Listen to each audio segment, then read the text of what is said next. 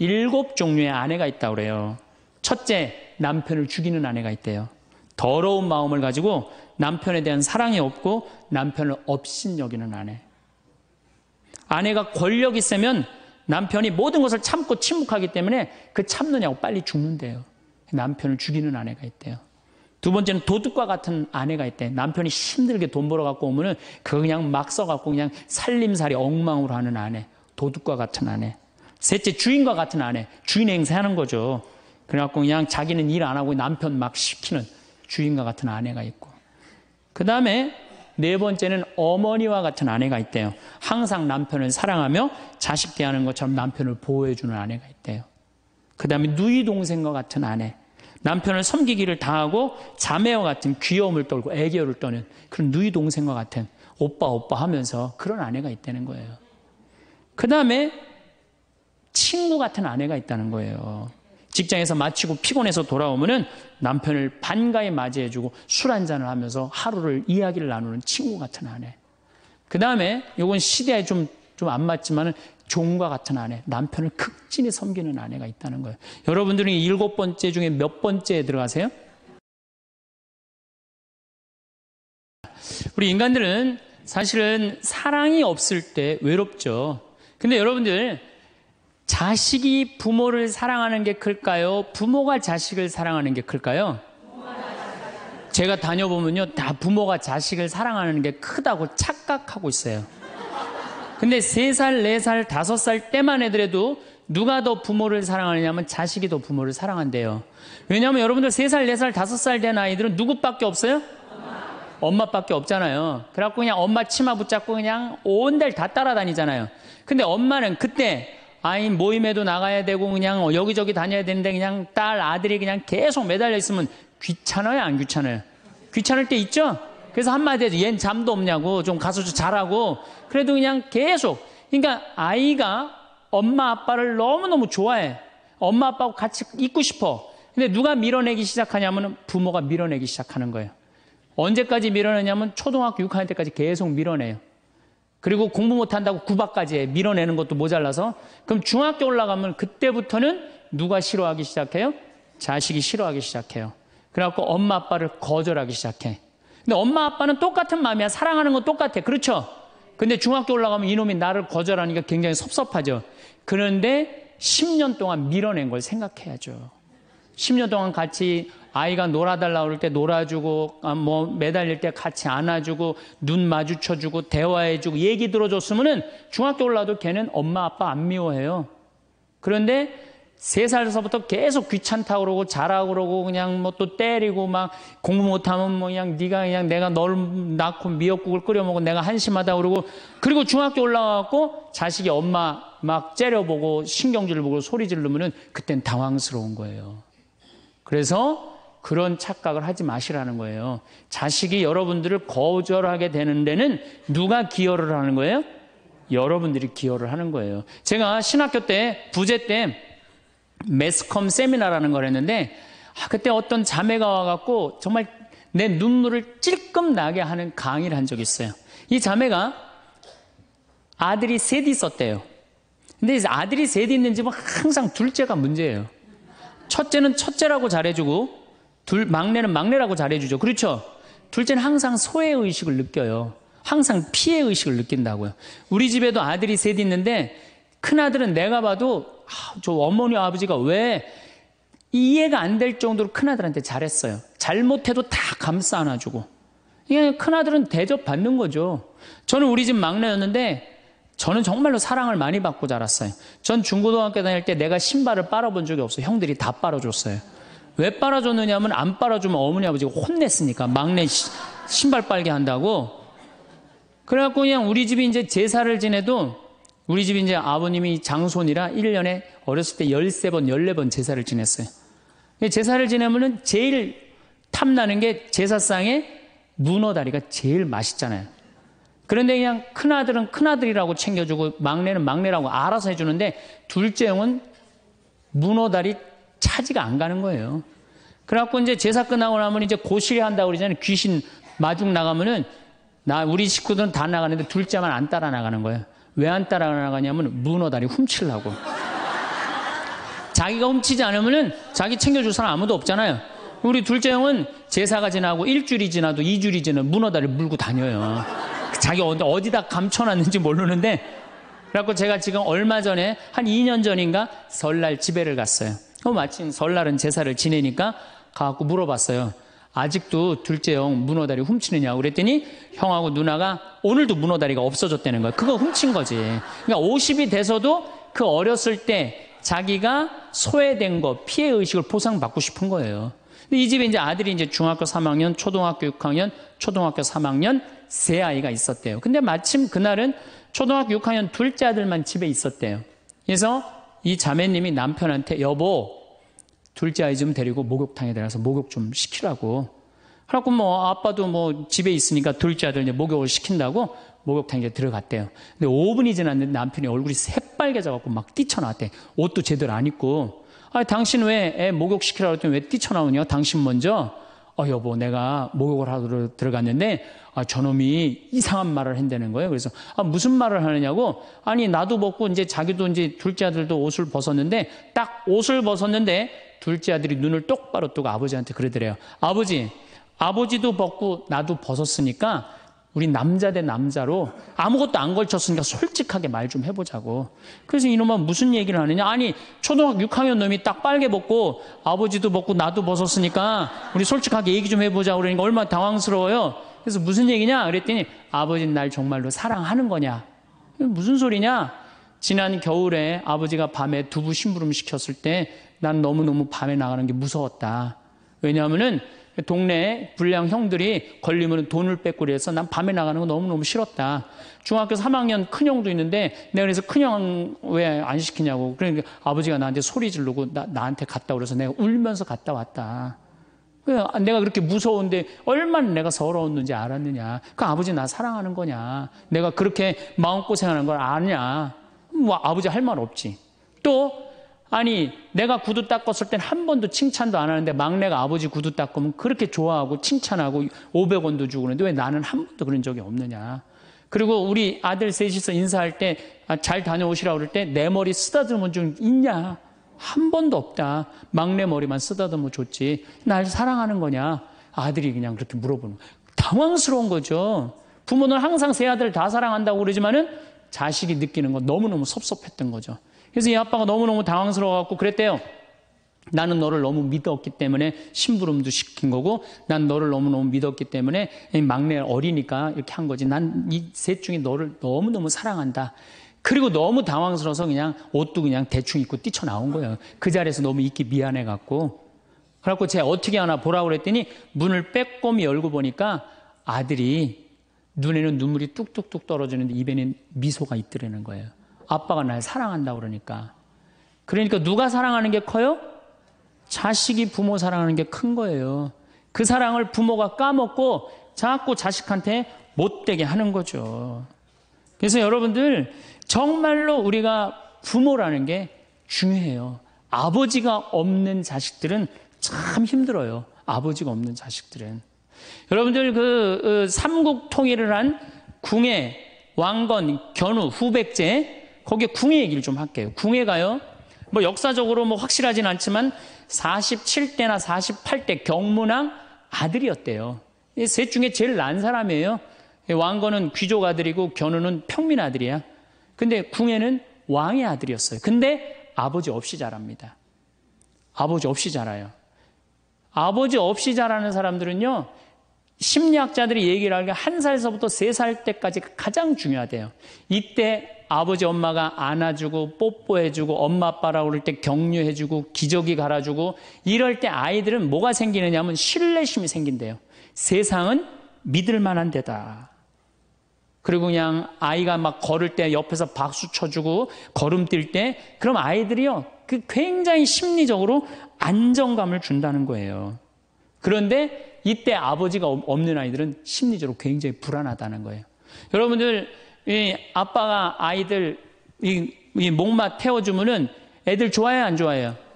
좋아하죠? 그런데 아빠 키가 1m 70이고 애가 50cm면 2m 20이에요. 그 꼭대기에 올라가고 또 애는 아빠 머리를 잡고 막 깔깔깔 까르르 까르르 넘어가지 않아요? 좋아갖고 아빠 머리를 잡고 걔는 무의식 속에 이런 생각을 갖는데요. 세상은 이렇게 높아도 믿을 만한 데다. 이 든든한 아버지가 있으니까. 그런 믿음이 생긴다는 거예요. 그런데 궁예는 그랬던 경험이 한 번도 없었던 거야. 그러니까 나중에는 사람을 의심을 하기 시작하는 거예요. 의심하기 시작하는 거예요. 그래갖고 나중에 관심법이라는 걸 개발해요. 그래갖고 네가 의심하는지 안 의심하는지 내가 안다. 그래갖고 그냥 신하들도 그냥 의심도 안 하는데 너 의심한다고 그러고 죽이고, 결국 누구까지 죽여요? 자기 부인하고 아들까지 죽여요. 그리고 마지막으로 쓸쓸한 최후를 맞이해요. 신부님, 나는 우리 남편이 일찍 죽어갖고 우리 애들 그냥 혼자 키웠는데 너무 섭섭합니다.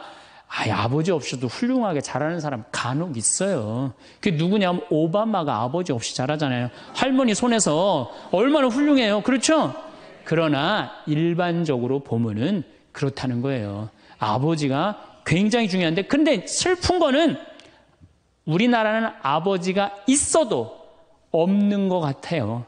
아버지가 있어도 애는 학원 다니냐고 그냥 정신 팔려가고 아버지는 돈 번다고 해갖고 서로 사랑을 쌀 시간이 없는 거, 서로 사랑을 쌀 시간. 그런데 이 아버지와 끈이 굉장히 기가 막힌 분이 한 분 계세요. 아버지와 자식 사랑이 아주 두터운 분이 한 분 계세요. 그분이 누구냐면 바로 예수님이에요. 예수님처럼 아버지와 사랑이 깊은 사람이 없어요.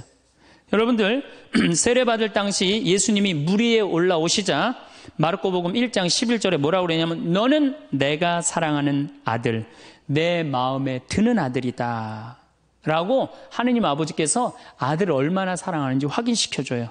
그 마태복음 11장 25절 27절을 보면은 아버지, 하늘과 땅의 주님, 지혜롭다는 자들과 슬기롭다는 자들에게는 이것을 감추시고 철부지들에게는 드러내 보이시니 아버지 감사드립니다. 그렇습니다. 아버지의 선하신 뜻이 이렇게 이루어졌습니다. 나는 아버지께서는 모든 것을 나에게 넘겨주셨습니다.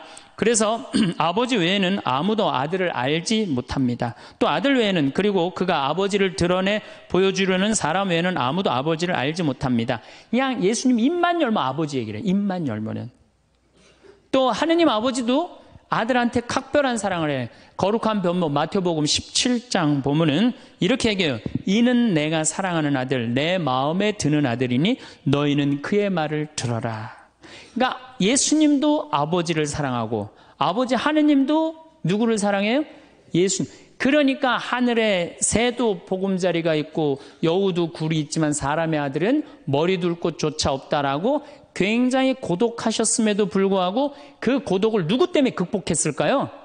하느님 아버지와 철저한 사랑의 끈으로 그걸 극복한 거예요. 여러분들 자식들이 세상 살아가기 힘들다 하더라도 그 든든한 아버지가 있는 자식들은요, 극복해 나가요. 든든한 아버지가 있는 자식들은. 또 요한복음 17장 하느님 아버지와 얼마나 깊은 사랑으로 묶여 있는지 잘 보여주는 구절이 있어요. 아버지, 세상이 생기기 전에 제가 아버지 앞에서 누리던 그 영광으로 이제 다시 아버지 앞에서 저를 영광스럽게 해주십시오. 그리고 이어서 이렇게 말씀하십니다. 아버지께서 제 안에 계시고 제가 아버지 안에 있듯이 그들도 우리 안에 있게 해주십시오. 난 이 구절을 보면요, 가슴이 떨려요. 여러분들 자식 중에 아버지한테 아버지 안에 내가 있고 내 안에 아버지가 있어, 이렇게 말하는 자식들이 있어요? 그런 고백을 할 수 있는 자식이 몇 명이나 될까요? 아버지 안에 내가 있고 내 안에 아버지가 있다. 예수님은 이렇게 아버지를 사랑했던 거예요. 의로우신 아버지, 세상은 아버지를 알지 못하였지만 저는 아버지를 알고 있습니다. 저는 그들에게 아버지 이름을 알려주었고 앞으로도 알려주겠습니다. 아버지께서 저를 사랑하신 그 사랑이 그들 안에 있고 저도 그들 안에 있게 하려는 것입니다. 예수님은 그 말씀을 하고 난 다음에 유다의 배반으로 붙잡히세요. 그러니까 예수님은 활동 시작할 때부터 아버지 얘기 시작해갖고 마지막 끝날 때까지 아버지 얘기한 거야. 아버지하고 이야기를 하는 거를 멈추지 않으십니다. 그리고 겟세마니 동산에서도 아버지와 끈끈한 사랑을 보여주시죠. 아버지, 하실 수만 있으시면 이 잔이 저를 비껴가게 해주십시오. 그러나 제가 원하는 대로 하지 마시고 아버지께서 원하시는 대로 하십시오. 요새 이런 아들이 어디 있어요? 제 뜻대로 말고 아버지 뜻대로 하세요. 이런 아들이 어디 있어요? 다 내 뜻대로 해달라고 그래요. 엄마 아버지가. 그렇죠? 근데 예수님은 하느님 아버지가 그렇게 기뻤던 거야. 맨 마지막에 아버지 이 사람들을 용서하여 주십시오. 그리고 마지막으로 이런 말씀을 하십니다. 아버지 제 영혼을 아버지 손에 맡깁니다. 그러니까 이 아버지와 철저한 끈으로 묶여 있었던 예수님은 그 마지막 제자들이 다 버리고 도망갔어도 그 아버지에 대한 사랑, 내 안에 아버지가 있고 아버지 안에 내가 있다는 그 기가 막힌 사랑으로 극복하시고 인류 구원의 문을 여신 거예요. 그렇다면 우리나라 아버지들도 이런 아버지가 돼야지. 자식들한테 이런 아버지가 돼야 되는데 이런 아버지가 과연 몇이나 있느냐. 저는 다행히 우리 아버지를 참 잘 만났어요. 전 참 아버지를 좋아해요. 나는 어렸을 때 추억이 아버지하고 매일 토요일 날 일요일만 되면 산에 가갖고 도토리 따고 밤 줍고 또 내가 망보고 아버지가 대추나무 올라가고 막 서리하고 막 이런 거 많이 했어요. 예. 그래갖고 막 걸려갖고 막 대추밭 주인한테 막 욕먹으면 그냥 얘는 누구냐고 그러면 우리 막내 아들이라고 그러면 그냥 막내 아들 데리고 좋은 거 가르쳐 준다고 그냥. 그리고 어렸을 때 아버지하고 추억 중에 웅덩이가 있어. 웅덩이. 거기에 퍼내면 그 미꾸라지. 그 진흙 안에 미꾸라지 그걸 잡아내는 정말 그런 추억들이요. 그러니까 지금도 80이 된 아버지를 보면 행복한 거예요. 그리고 시간만 되면 그 아버지 보러 가고 싶고.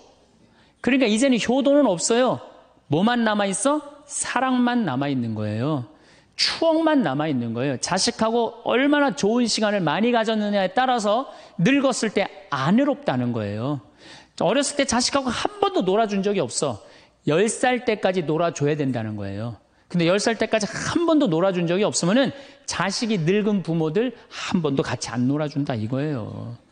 그러니까 늙어서 외로운 거는 자식이 못 돼서가 아니라 누가 싸놓은 업보야? 그렇죠. 그러니까 섭섭할 필요 없어요. 자, 그렇다면은 사랑이 없는 엄마, 사랑이 없는 아버지, 엄마도 없고 아버지도 없는 이 세대는 외로울 수밖에 없어요. 그리고 그들은 어차피 떠나게 돼 있어요. 그렇다면 여러분들 옆에 남아있는 건 누구밖에 없어요? 남편. 그렇죠. 50살에 자식들 떠나면 50부터 100살까지 여러분들 옆에 남아있을 수 있는 유일한 사람은 남편밖에 없어요. 근데 여러분들 그 남편한테 잘해요? 옛날에는요, 부모한테 자식이 전부였어요. 왜 옛날에는 부모한테 자식이 전부였느냐면 20살에 결혼해갖고 내가 40살이 되면은 자식이 20살이 돼요. 그러면은 되게 50살까지 밖에 못 살았어요. 그럼 자식이 몇 년 효도하면 되냐면 10년만 효도하면 돼요. 그러면 알아서 죽어줘 주니까. 그러니까 옛날엔 자식이 부모한테 애절해서 안 애절했어요? 애절했어요. 그리고 20살 먹은 아들이 왜 50살 먹은 부모한테 죽지 말라고 왜 그렇게 손가락 깨물어서 입에 단지해주고 허벅지 살 잘라갖고 울며 불며 죽지 말라고 그랬을까요? 20살 된 이 아들은 동생이 17살, 14살, 11살, 8살, 5살, 2살 동생이 줄줄이 있는 거야. 근데 엄마 아빠가 지금 죽으면 이거 누가 키워야 돼? 자기가 키워야 되니까 죽지 말라고 그러는 거예요. 죽어도 이거 누구까지 다 키우고 죽어? 막내까지 키우고 죽어라 이거야. 근데 만약에 우리 엄마 아버지가 막내까지 다 키웠다? 그러면 엄마 아버지 나이가 60이 되는 거예요. 그래서 60까지 산 부모한테 너무 고맙다고 차려준 잔치가 환갑잔치예요. 근데 이 환갑진갑 다 받아먹고 갈 생각을 해요, 안 해요? 안 하잖아요. 이게 큰 문제예요. 그러니까 자식이 모시다가 지치는 거예요. 그러니까 부모 60, 70부터는요 부모 관심 없어요. 그러면은 50 넘어서는 누가 옆에 있어요? 남편밖에 없어요. 여러분들 지금 우리나라 100살 이상이 몇 명이냐면 2,500명이에요. 100살 이상이. 90세 이상이 몇 명이냐면 9만 명이에요. 80세 이상은 몇 명이냐면 80만 명이에요. 70세 이상은 몇 명이냐면 240만 명이에요. 그러니까 이제 안 죽어. 안 죽어요. 여기 죄송하지만 60세 넘으신 분들 손 들어보세요. 손 들어 괜찮아요.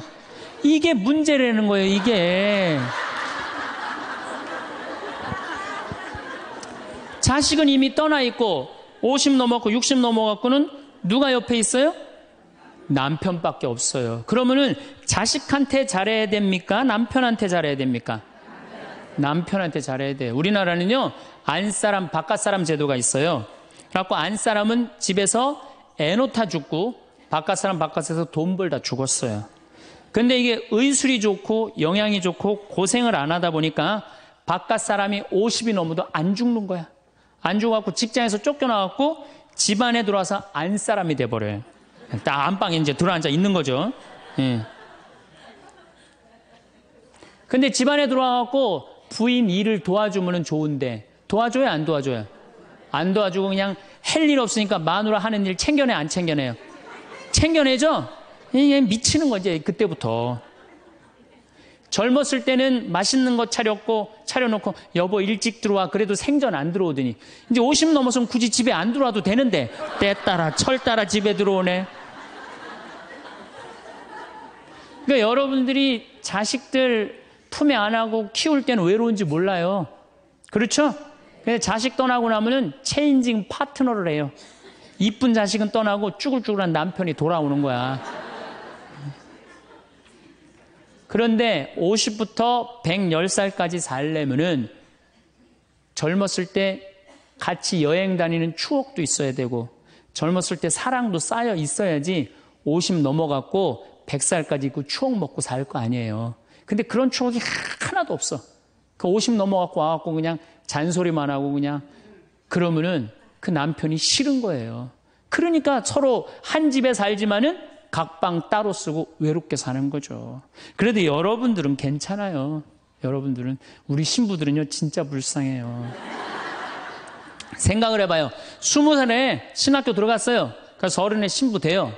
그래갖고 옛날엔 75세 은퇴였어요. 75세 은퇴? 75세는 그래도 괜찮았어요. 은퇴하고 그냥 거의 바로 이제 세상 떠나시니까 요즘 70세로 은퇴가 내려왔어요. 그리고 이제 65세로 내린대요. 65세 은퇴해도 된다. 이렇게 내린대. 왜? 서울교구 우리 보좌 신부님들 뭐 10년, 12년, 13년 하잖아요. 그러니까 빨리 은퇴할 사람 빨리 하고 보좌들 빨리 본당 내보내야 되니까 빨리 은퇴해라 이거야. 그러면은 65세부터 은퇴해갖고 우리 부관장 신부는 110살까지 산단 말이야. 그러면은 20살에 신학교 들어가고 65세까지 45년 혼자 살아. 그래갖고 65세 은퇴하고 110살까지 또 혼자 살아. 45년, 90년 혼자 사는 거야. 그래서 나는 우리 신부님들 은퇴시키는 거 반대하는 신부예요. 65세 은퇴시켜갖고 다시 보좌 신부로 발령을 내라.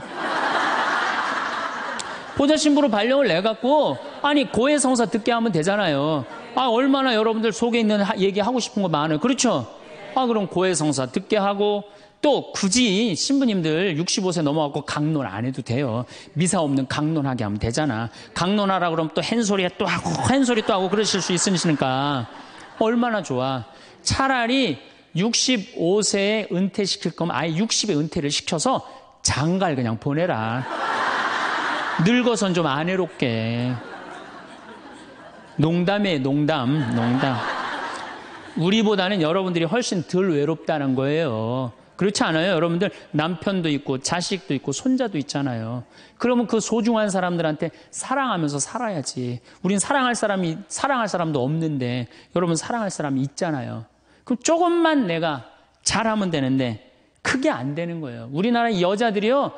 이 세상이 너무너무 여자 살기 좋은 세상이 돼갖고 여자들이 지금 뭐가 뭔지도 모르고 살아요. 집에서 남편들, 여러분들 남편들이 200만 원, 300만 원 벌어갖고 돈 갖다 주잖아요. 여러분들 길 지나가다 보면은 여러분들 10,000원 주는 사람 있어요? 지나가는 남자가? 없죠? 남편은 200만 원, 300만 원 한 달 뼈 빠지게 갖고 갖다 주잖아요. 그럼 잘해줘야 될 거 아니야. 그렇지 않아요? 그것도 1, 2년 갖다 준 것도 아니고 20년, 30년 갖다 줬으면 잘해줘야 될 거 아니야. 근데 집에서 그런 기가 막힌 남편 왕대접 해줘요? 개 다음으로 대접은 개 다음으로. 집에 마누라 자식 먹여 살린다고 이마가 땅바닥에 닿도록 인사하고 다니는 거예요. 여러분들 남편들 나가면 그래요. 그럼 집에서 왕대접 해줘야 될 거 아니야. 집에서도 왕대접 못 받아. 직장에서도 왕대접 못 받아. 어디 가면 왕대접 받아요. 룸사롱 가면 왕대접 받아요. 룸사롱 가면 막 그냥 가슴이 볼랑말랑한 옷 입고 그냥 여자들이 그냥 허벅지 트어진 치마 입고 그냥 머리도 그냥 생머리 싹 하고 그냥 사장님 오셨느냐고 그냥 팔짱도 끼고 그냥 술도 따라주고 그냥 또 그냥 안주 드시라고 그냥 땅콩 오징어 말아갖고 입에 막 넣어주고. 얼마나. 그러니까 30만 원, 40만 원 쓰는 게 안 아까운 거예요. 대한민국의 룸사롱으로 남자를 몰아내는 건 누가 몰아내는 거냐? 여자들이 난 몰아낸다고 생각해요. 여자들이. 마누라라는 게 아침에 출근할 때 보면 막 사자머리를 해갖고 막 귀신 눈을 해갖고 그냥 여보 다녀와 그냥 다녀오게 하고 난 다음에 다녀오라고 그래야지. 예쁘게 차려입고 문 입구에서 여보 다녀와. 그러면 내가 이렇게 이쁜 마누라 있는 집에 돌아와야 돼. 그런 마음으로 나가서 일할 거 아니에요. 사자머리 밥도 제대로 안 챙겨주고 그냥 다녀오라고 그러고. 또 대한민국 남자들은 또 착해요. 또 다녀오랜다고 저녁에 여보 나 다녀왔어. 예. 근데 아직도 그냥 사자머리를 하고 그냥 텔레비 보고 앉아있으면 어느 남자가 집에 들어가고 싶겠어요. 그렇지 않겠어요? 그래서요, 사람은요, 부부는요, 사는 맛이 있어야 돼요. 사는 맛이. 50이 넘으면요, 남자가 테스토스테론은 없고 에스트로겐만 있어요. 여성 호르몬이 자꾸 나와요. 그래서 성적인 능력이 사라져요. 성적인 능력이 사라지니까 50 넘은 남자들은 무슨 낙으로 사느냐면 먹는 낙으로 사는 거예요. 먹는 낙으로. 그냥 50만 되면 말하는 거 좋아하고 먹는 거 좋아한단 말이야. 근데 이 남자는 50이 넘으면 먹는 걸 좋아하는데 50이 넘은 여자는 이 세상에서 제일 하기 싫은 게 밥이야, 밥.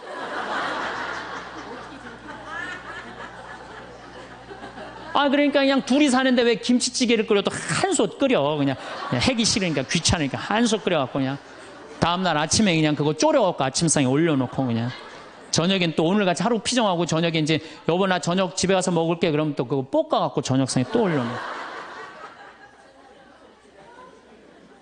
좀 회도 떠갖고 예? 여기 가깝잖아요. 회시장 가갖고 우럭 회 맛있잖아요. 매운탕도 떠갖고 소주도 한 병 사고 그래갖고 그냥 허벅지 트어진 치마 이브닝 드레스도 하나 딱 입고 저녁에 남편 들어오면 여보 이거 내가 한 거야 딱 술 따라주면 남자가 얼마나 살맛이 나요. 사는 맛 나지 않겠어요? 네, 좀 신선로도 좀 해갖고 탁 하고 짜장면도 좀 만들어주고 베트남 국수도 좀 해서 주고 요즘 뭐 또 순대 또 그냥 유명한 데 많잖아요. 전화하면 택배로 다 보내주잖아요. 순대도 탁 썰어갖고 그냥 간 썰어갖고 그냥 소주 한 잔 탁 하고 신부님 무슨 돈으로 그런 걸 합니까? 애 휴학시키고 자식은 무슨 자식이야. 지금 누구밖에 없어요? 부부밖에 없어요. 애 휴학시키고 그렇게 하세요.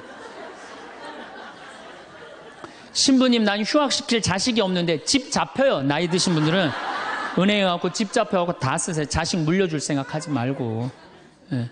그래야지 사는 맛으로 사는 거 아니에요. 그리고 부부는 사는 맛으로도 살아야지만 사는 멋으로도 살아야 돼. 사는 멋이 있다. 멋있게 살아야 될 거 아니에요. 근데 나는 제일 가슴 아픈 우리 자매님들이 어떤 분들이냐면은 자기를 꾸미지 않는 분들이에요. 이쁘게 좀 이쁜 옷도 사 입고 그래야 되는데 생전 자기가 무슨 군인이야? 집에 있어도 파마를 해도 꼭 철모 뒤집어 쓴 거 딱 1년 내내 풀어지지도 않는 거 쓰고 앉아갖고 그냥 생전 그냥 마누라라는 게 그냥 맵시 있는 옷 한 번 제대로 입지도 않고 그럼 남편이 사는 맛이 있어요? 사는 멋이 있어요? 좀 꾸며야죠, 본인이. 예쁜 옷도 좀 사서 입고, 좀 브릿지도 좀 넣었다가, 머리도 그냥 생머리도 했다가, 이쪽으로도 묶었다가, 저쪽으로도 묶었다가, 어느 날 좀 틀어도 올리고, 막 이래야지 그냥 남자가 사는 맛도 있고, 사는 멋도 있을 거 아니에요. 생전 그냥, 옷도 그냥, 신부님 맵시가 있어야지 옷을 사 입죠. 그러면 좀 살도 좀 빼시고 그냥 이건 벤지 엉덩이지 구분도 안 되는 그냥 몸매를 가지고 그러니까 그냥 몸빼바지만 계속 짚고 이 집에 있으면은 어느 남자가 집에서 가고 싶어요. 본인을 꾸미시라는 거예요. 그래서 남자는요 사는 맛도 있고 사는 멋도 있는 거, 멋도 있어야 돼요. 그래서 예쁜 옷 남편도 좀 꾸며주고 남편도 좀 나비 넥타이도 좀 하고 남자가 50이 넘으면요 제가 지난 그 미국에 한번 강의를 갔는데 너무 멋있는 부부를 봤어요. 남편이 한 60쯤 돼 보이는데 식사를 같이 하려고 그러는데 남편이 살짝 머리가 벗겨졌더라고요. 근데 부인이 사각모를 탁 저기 뭐 차에 하더라고요. 남편을 바깥에서 만났는데 딱 했는데 부인이 여보 이거 써. 탁 씌워주는데 너무 멋있더라고요. 여러분들 앞 백화점에 가갖고 남편 좀 사각모도 좀 멋있는 거 좀 중절모도 멋있는 거 사서 탁 씌우면 얼마나 좋아. 그렇지 않아요?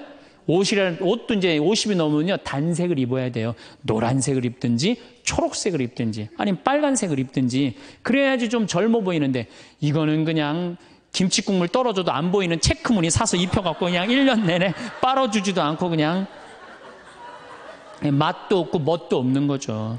그래서 좀 무슨 돈으로 애 휴학시키고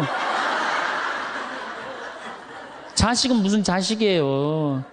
여러분들 이제 50이 넘어가갖고요. 여러분들의 유일한 동반자는 누구밖에 없다? 남편밖에 없다. 그럼 남편한테 잘해줘야죠. 50이 넘으면 또 남자들도 문제는 문제예요. 이 남자는 50이 넘어가면 친구가 없어져요. 오로지 방에만 있는 거 집에만.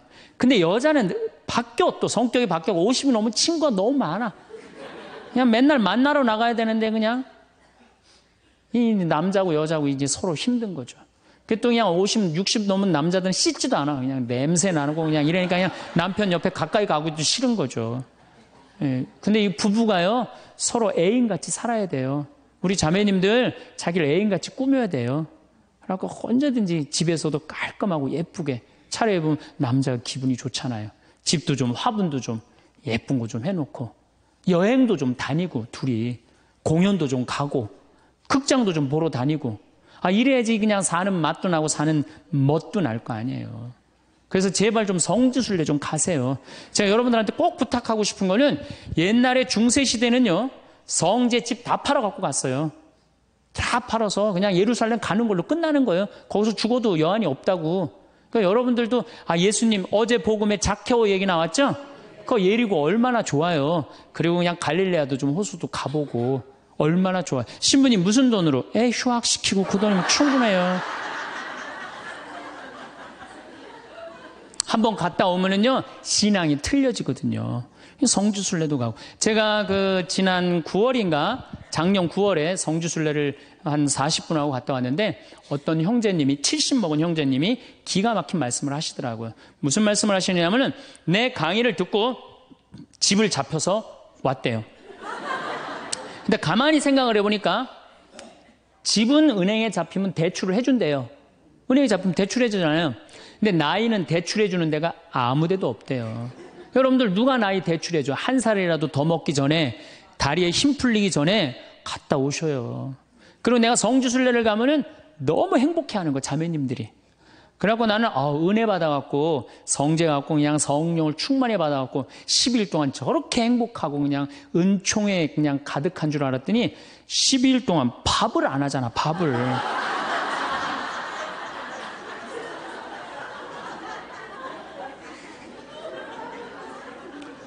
남편 부부는 맛도 있고 멋도 있어야 되지만 기도 살려줘야 돼. 남편 기도 살려줘야 돼요. 50이 넘어갖고 남편 기 살려줄 사람이 직장에서 기가 살겠어요? 사회에서 기가 살겠어요? 본인이 기가 살겠어요? 유일하게 기 살려줄 수 있는 사람은 누구밖에 없어요? 부인밖에 없어요. 부부가 50이 넘으면요 자식들 떠나고 둘만 덩그랗게 집에 남아서 50년을 같이 살아야 돼요. 말을 정말로 남편 즐거운 말, 남편 좋은 말, 우리 남편 아직도 알통 튼튼하다. 우리 남편 아직도 어깨가 그냥 대유평 평야 같다. 이런 말 해주는 게 중요한 거예요. 그런데 그냥 말을 진짜 못해. 내가 2000년 역사상 말 진짜 못하는 놈 한 놈 알고 있어요. 어떤 놈 진짜 말 못하느냐면은 십자가상 예수님 십자가 위에 매달렸을 때 왼편의 강도 진짜 말 못하는 놈이에요. 그놈. 이제 십자가 매달렸어. 너무 아파. 자기도 이제 죽기 일보 직전이고 옆에 구세주라는 사람도 옆에 있단 말이야. 그러니까 그냥 이 사람이 막 분이 치밀었나 봐요. 야, 네가 무슨 구세주냐? 네가 구세주라면 너도 살리고 나도 살려봐라. 너도 죽는 주제에 무슨 구세주냐? 막 욕을 해댄 거예요. 그러니까 예수님이 그냥 매달려갖고 아파 죽겠는데 이놈이 이상한 소리 하니까 대꾸도 안 해요. 대꾸도 안 해. 성서 보면은 그냥 가만히 계세요. 근데 내가 2000년 역사상 진짜 말 잘하는 사람 한 사람 알고 있어요. 그게 누구냐면 오른편 강도예요. 얼마나 말을 잘하느냐면은 그렇게 얘기를 하니까 이 왼편에 있는 강도를 혼내요. 야, 이놈아, 니놈하고 나는 죽어도 싸. 강도짓을 했으니까. 근데 저분이야말로 무슨 죄가 있어. 가난한 사람, 병든 사람 함께 해주고 인간을 사랑하신 분인데, 그리고 이 강도가 한마디 해요. 주님, 마지막 날에 저를 기억해 주십시오. 그러니까 그냥 예수님이 왼편에 있는 놈한테 대답도 안 하던 예수님이 그렇게 아파도 오른편에 있는 강도한테 한마디 해요. 너야말로 오늘 나와 낙원에 들 것이다. 이 말 한마디 잘한 바람에 그냥 예수님하고 1호로 천당에 올라간 사람 아니야. 그렇지 않아요? 루카복음 23장에 나오는 얘기예요. 루카복음에. 그러니까 여러분들 남편 칭찬을 해주세요. 남편. 얼마 전에 제가 우리 동창 신부 아버님이 돌아가셔갖고 장례미사를 갔는데 마침 그날 어떤 동탄에 있는 본당 총회장님이 은퇴 신부님 10분을 초대해갖고 식사, 보고 초대를 했어요. 부인이 보고 요리를 할 줄 알아갖고. 그래갖고 이제 그 집에 갖고 보고를 먹는데, 신부님들, 은퇴 신부님들 보니까 머리가 다 벗겨진 거야, 다. 머리가 다 벗겨져갖고 있더라고요. 근데 내가 그날 마침 이제 장례미사를 해갖고 우리 주교님을 뵀는데, 우리 주교님은 그래도 머리가 많이 나셔갖고 모자를 앞에다 쓰신 거야.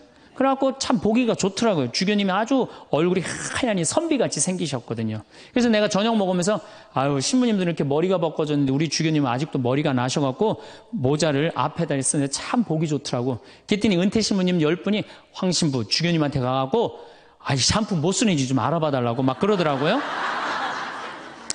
그런데 우리 식사를 한 총회장님, 그 동탄의 총회장님이 신부님, 저는 40부터 머리가 완전히 벗겨졌는데 한 번도 머리 벗겨진 것 때문에 스트레스 받은 적이 없다는 거예요. 그게 무슨 소리냐?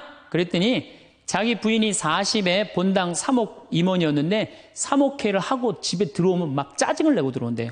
그 문을 열고 딱 한다는 부인이 첫 입을 열어서 하는 소리가 답답해 죽을 뻔했다고. 여보, 사목회가 그렇게 답답해?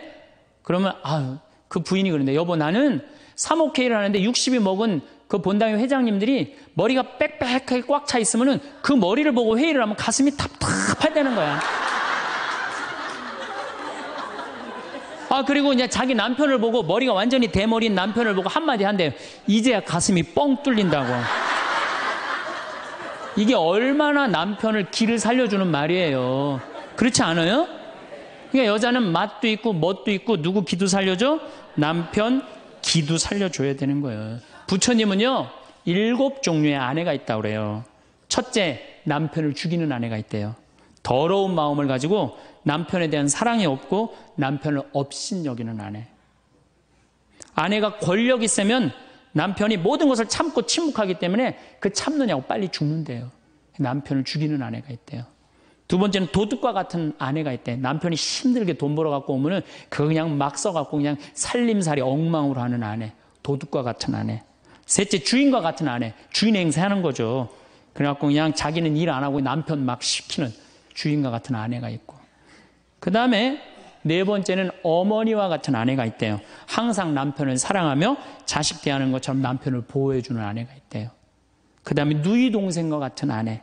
남편을 섬기기를 다하고 자매와 같은 귀여움을 떨고 애교를 떠는 그런 누이 동생과 같은 오빠 하면서 그런 아내가 있다는 거예요. 그 다음에 친구 같은 아내가 있다는 거예요. 직장에서 마치고 피곤해서 돌아오면은 남편을 반가이 맞이해주고 술 한잔을 하면서 하루를 이야기를 나누는 친구 같은 아내. 그 다음에 이건 시대에 좀 안 맞지만은 종과 같은 아내, 남편을 극진히 섬기는 아내가 있다는 거예요. 여러분들은 7번째 중에 몇 번째에 들어가세요?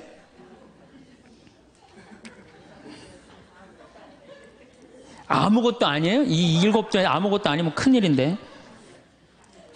근데 우리나라 남자들도 문제예요. 사실은 이 부인한테 참 잘해야 되거든요. 자기 믿고 따라온 사람이 얼마나 귀하게 해야 돼. 근데 우리나라 남자들 참 부인한테 말 못해요. 정말 이쁘다고 말 한마디 해주면 얼마나 좋아. 여자는요 1년 365일 365가지 방법으로 이쁘다는 소리를 듣고 싶어 한대요. 오늘같이 이렇게 태양이 찬란한 날은 여보, 저 찬란한 태양처럼 당신 오늘 너무 이뻐. 그리고 비가 촉촉하게 오면 여보, 당신 촉촉한 비처럼 이뻐. 어떤 방법을 써서라도 이쁘다는 말하면 여자는 행복하다는 거예요. 그리고 요리를 해주면 맛있다고 먹으면은, 아우, 김치찌개, 이렇게 맛있는 김치찌개 먹을 수 있는 사람은 세상은 나 하나밖에 없다고. 이렇게 정말로 이런 말을 해줘야 되는데, 생전, 뭐, 맛있다, 맛없다, 그런 말 안 하면은 여자가 밥할 맛 나겠어요? 안 나죠? 그럼요. 그리고 한 30년 밥 얻어먹었으면 이제 설거지는 해야지. 그렇게 얻어먹었으면 설거지는 해야지. 양심 있는 거 아니야? 그렇지 않아요? 여자는 언제 행복하냐면 남편이 자기 살림을 도와줄 때 행복하다고 그러더라고요. 내 얘기를 듣고 어떤 형제님이 17년 동안 설거지할 생각을 한 번도 안 했대. 17년 동안. 그래갖고 이제 내 얘기를 듣고 이제 자기도 이제 해봐야 되겠다. 그렇게 생각을 하고 저녁에 여보, 당신 반찬하냐고 애쓰고 밥하냐고 애썼으니까 내가 설거지 해줄게. 앉아서 텔레비 봐. 그랬더니 부인이 그러더래요. 2번 청소하게 하지 설거지하게 하지 말고 그냥 가만히 있으라고 그러더래요.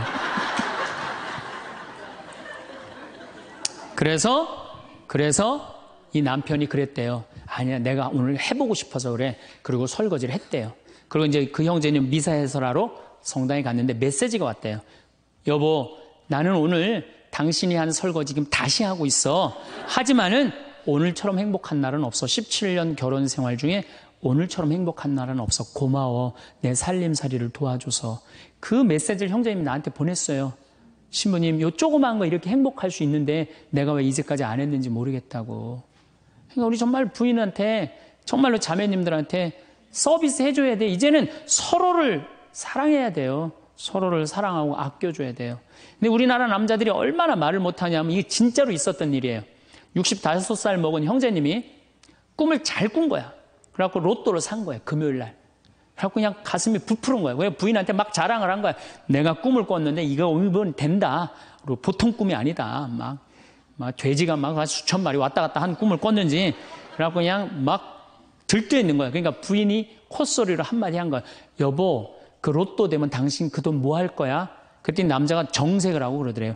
내가 이 로또 되면은 온 세상 사람한테 다 나눠줘도 당신한테는 한 푼도 안 줄 거야. 아니, 아직 된 로또도 아닌데. 당첨되고 난 다음에 그러면 몰라도 당첨도 안 됐는데. 귀양 이렇게 말하면 얼마나 좋아요. 여보, 당신 평생 나한테 시집 와갖고 고생만 했는데 내가 로또 되면 내가 당신 다 줄게. 쓰고 싶은 대로 다 써. 아니, 당첨도 안 된 로또인데. 그렇게 말하면 얼마나 기분이라도 좋아요. 근데 그냥 내가 온 세상 사람한테 다 나눠줘도 당신한테 한 푼도 안 줄 거야. 이게 할 말이에요. 근데 우리나라 남자들이 이런다고요. 다른 형제님들이 마누라 너무너무 이쁘고 좋겠다고 살아봐라야 눈 한번 하얗게 뜨고 하면 그런 독사가 없다. 이런 말 해야 되면은 우리 마누라는 얼굴만 이쁜 게 아니라 마음은 비단이야. 기분이 얼마나 좋아요. 참 고운 말을 못하는 거야. 그냥 온 세상 사람한테 다 나눠줘도 당신한테는 한 푼도 안 준다. 그러니까 이 부인이 너무 열받아갖고 한 달 반 동안 밥을 안 해줬대요. 그리고 진짜 무서운 건 집안에서 폭력이에요, 폭력. 더욱이 남자가 여자를 때리는 건 있을 수 없는 일이에요. 부부가요, 때린다는 건 있으면 안 돼요.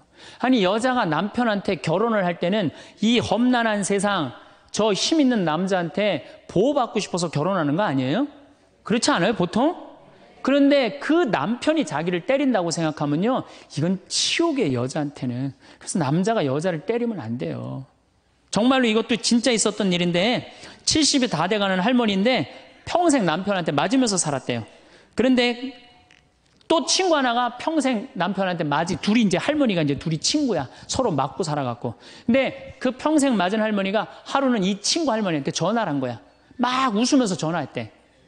너 뭐가 이렇게 좋아갖고 전화했냐? 그랬더니 우리 남편이 이번에 병원에 갔는데 글쎄 3개월밖에 못 산다고.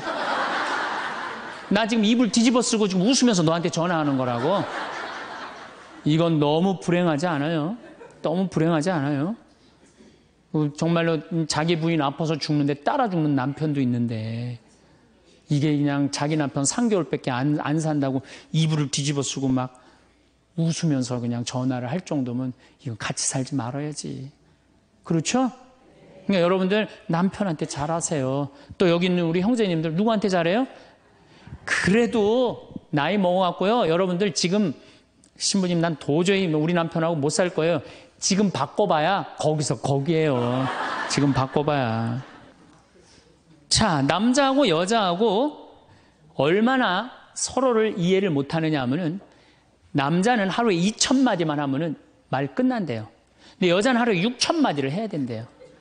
그러니까 여자가 훨씬 말이 많은 거죠. 남자는 직장에 갔다 오면 할 말 끝난 거예요. 집에 할 말이 아무것도 없는 2,000마디 이미 다 했는데 할 말. 남자로 사람으로서 할 말 끝났는데 뉴욕의 게리 머카스라는 교수가 이 통계를 냈어요. 그래갖고 여자는 이제 남자가 이제 남편이 이제 집에 들어올 때만 기다리는 거야. 뭐 이웃집 아줌마 얘기도 하고 싶고 본당시 뭐 욕도 하고 싶고 막 그래갖고 기다리고 있는데 남편이 들어와서 여보, 그 집 남편은 그렇게 힘들게 돈을 버는데 여자는 맨날 찜질방 다니고 그냥 밍크코트 입고 다니고 정신 나간 여자라고. 그럼 남편은 할 얘기가 없는 거야. 쓸데없는 소리 하지 말고 밥이나 내놓으라고. 그럼 여자는 미치는 거예요. 진짜 괜찮은 남자들은 어떤 남자들이냐면은 그래 여보? 그럼 안 되지. 부인이 살림을 잘 살아야지. 남자가 그렇게 고생을 하는데 추임새를 넣어주고 속으로 외우세요. 500마디, 1,000마디, 2,000마디. 그래갖고 딱 속으로 4,000마디 딱 끝나면 여보 이제 자자. 이래야지 이 남자는 후환이 없는 남편이에요. 여자 말을 들어줘야 돼요. 그래서 남자하고 여자하고 틀린 점이 이거야. 반대로 우리 자매님들은 여자는 흥분을 하면 5분이면 흥분이 끝난대요. 그래갖고 막 장보러 들어와갖고 막 욕을 5분만 하면은 아무 일도 없었던 듯이 부엌에 들어가갖고 콩나물도 따고 멸치 대가리도 딴대요. 아무 일도 없었던 듯이. 근데 남자는 5분 동안 바가지 긁을 동안 가만히 있는데요. 5분 지나면 그때부터 승질이 나기 시작한대. 근데 남자는 한번 승질이 나면 최소한 30분은 성질을 내야 된대. 그래갖고 5분 지나고 나갖고 이제 그때부터 이제 여자는 마음이 착 가라앉은 상태에서 저녁 준비를 하는데 그때부터 남자는 이제 거실에서 소리 지르는 거야. 내가 말이야 뭘 잘못했다고 네가 맨날 그러냐고 막 소리 지르면 마음이 가라앉은 여자가 나와서 남자 불을 질러요 속에다가. 뭐라고 그러냐면 당신은 말만 하면 이렇게 성질을 내고 그러느냐고. 자기는 이미 다 흥분 가라앉은 상태에서 막 성질 내는 남편한테 불은 자기가 질러놓고. 그러면 안 된다는 얘기죠. 30분 동안 길길이 뛰게 놔두란 얘기예요. 승질을 건드려 놨으면은. 어쨌든 우리가 이 인생을 외롭게 살고 싶지 않다면은 부부가 사랑하는 수밖에 없어요. 그래야만이 우리 인생이 풍요로워요. 더욱이 여러분들 노년 50년 60년 부부밖에 없어요. 훈련하면 된대요. 그 부부 사랑 훈련하는 그 많은 책자를 읽어보면요, 그 서로 훈련이 안 돼 있어서 그렇지 훈련하면 서로 사랑한대요. 그리고 외롭지 않다는 거예요. 다음 시간에는 이제 정말로 그렇다면 구체적으로 우리가 외롭지 않는 방법에 대해서 이야기를 나누도록 하겠습니다. 감사합니다. 황창현 신부님의 외로우십니까? 명강의 잘 보셨나요? 신부님 말씀처럼 외로움은 행복함 속에서도 문득 나올 수 있는 늘 함께하는 감정 중 하나입니다. 나이가 들어서 외롭지 않기 위해서는 여러 가지 방법을 고려해 볼 수 있습니다. 여기 몇 가지 제안을 드립니다. 사회적 관계 유지. 가족과의 관계 자주 연락하고 만나는 시간을 가지세요. 가족과의 유대는 큰 위로가 됩니다. 친구와의 교류 정기적으로 친구들과 연락하고 만나는 계획을 세우세요. 친구들과의 관계를 유지하는 것은 매우 중요합니다. 커뮤니티 참여 지역 커뮤니티나 동호회, 자원봉사 활동 등에 참여하세요. 새로운 사람들을 만나고 사회적 네트워크를 넓히는 기회가 됩니다. 취미와 관심사 찾기. 취미활동 자신이 좋아하는 취미를 지속적으로 즐기세요. 취미를 통해 새로운 사람들을 만날 수도 있습니다. 자기개발, 새로운 기술이나 지식을 배우는 것도 좋습니다. 다양한 활동을 통해 삶의 만족도를 높일 수 있습니다. 신체적 건강 유지. 규칙적인 운동은 신체적 건강뿐만 아니라 정신적 건강에도 큰 도움이 됩니다. 건강한 식습관, 균형 잡힌 식사를 통해 건강을 유지하세요. 건강한 몸은 외로움을 극복하는 데 큰 도움이 됩니다. 정신적 건강관리. 긍정적인 태도 유지, 긍정적인 마음가짐을 가지려고 노력하세요. 명상이나 요가 등을 통해 마음을 안정시키는 것도 좋습니다. 전문가의 도움 필요하다면 상담사나 심리치료사의 도움을 받는 것도 고려해보세요. 전문가의 도움을 받는 것은 전혀 부끄러운 일이 아닙니다. 목표 설정과 도전.